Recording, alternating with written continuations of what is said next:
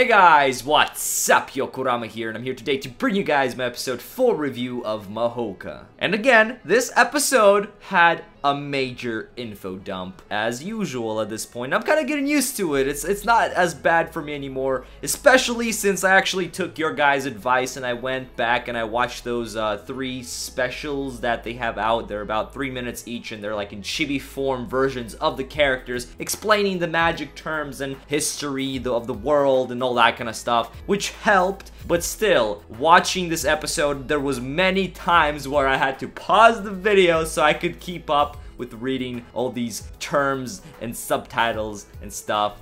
But yeah, I don't really mind. I still enjoy the episode overall in general, but I feel like they're rushing it quite a bit. This is episode 4, and I hear that this is already into volume 2 of the light novel, and I feel that that's a little bit too fast. So maybe one of these days I'll actually go back and read the light novel so that I could actually enjoy this as it was meant to be. I guess this whole information and stuff is just not really translating or adapting into anime so well. But apart from that, I still enjoyed the episode, though I was disappointed that the start of the episode was not the continuation of the fight from last week where Tetsuya was totally owning all those guys. Sad. But straight up we're introduced to Jumanji, who is this big guy in the student council. And Jumanji, his name is Jumanji. That's a cool ass name. Tetsuya also had a conversation with Mibu, who was one of the parties that were fighting during that whole situation from last episode from the Kendo Club, and she was asking Tetsuya to join them so that he can help him with their revolution because of all this discrimination against the weeds by the Blooms. And during that conversation there was just so much blushing. It was crazy. She was just like ah the whole time. And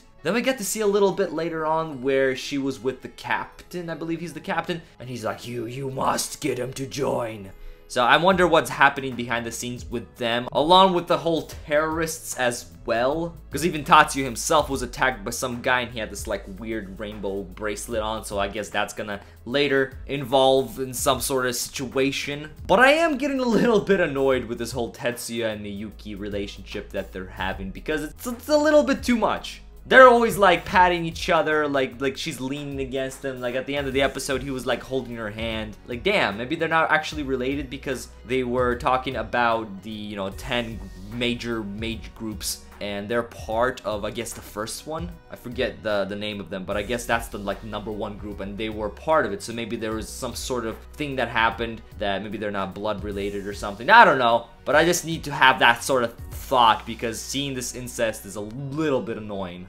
And again, I gotta mention Erika, because I want to see more Erika, and she's probably my favorite character so far of the series. And I don't know why, because she didn't really have too much screen time or anything cool that happened to her in this episode or the series so far. But Erika, there's more to her, I could tell. But yeah, overall, that is my thoughts on Mahouka episode 4. Let me know in the comment section below what you guys thought of it. Did you guys like it, dislike it? Did you guys agree, disagree with anything that I have to say? Maybe you want to add something. Always looking forward to reading those comments. Make sure you guys like this video because it helps out a lot and I very much appreciate it. And also, subscribe to the channel if you guys like these sort of videos, like these episode reviews, first impressions, final impressions, and all that kind of good stuff. I'm Yokorama, and baby, I'm out. Peace.